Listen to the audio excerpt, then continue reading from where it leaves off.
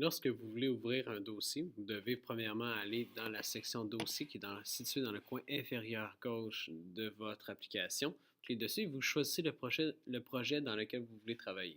Vous appuyez sur celui de votre chambre qui devrait s'afficher automatiquement. Donc, vous n'avez rien normalement sur votre encadré. Lorsque vous voulez ajouter une pièce à l'intérieur de votre projet, vous devez aller regarder la petite bibliothèque, qui est l'un des onglets situés dans le bas de votre application. Donc, vous appuyez sur la bibliothèque, il y a trois options qui s'offrent à vous. Vous avez premièrement tout ce qui est les meubles et les électroménagers.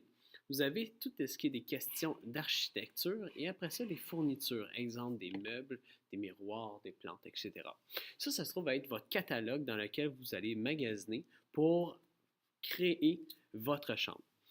Pour ajouter une pièce à votre quadrille, vous devez aller dans la section architecture. Vous appuyez sur architecture et on vous donne plusieurs choix.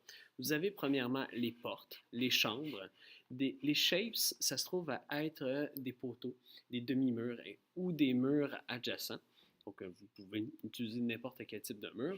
Vous avez des escaliers et vous avez plusieurs autres choses. Vous avez des textes et des flèches que vous pouvez ajouter à votre schéma, mais aussi des fenêtres.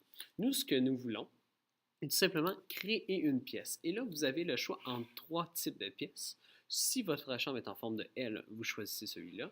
Si elle est en forme carrée, vous utilisez Square Room et T-Room si votre chambre, bien sûr, comporte des alcôves. Moi, je vais choisir la première qui se trouve à être la Square Room, donc la plus fréquente.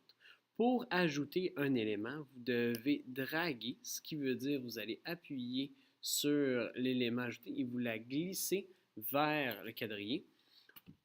Normalement, la pièce devrait s'ajouter directement sur le quadrillé.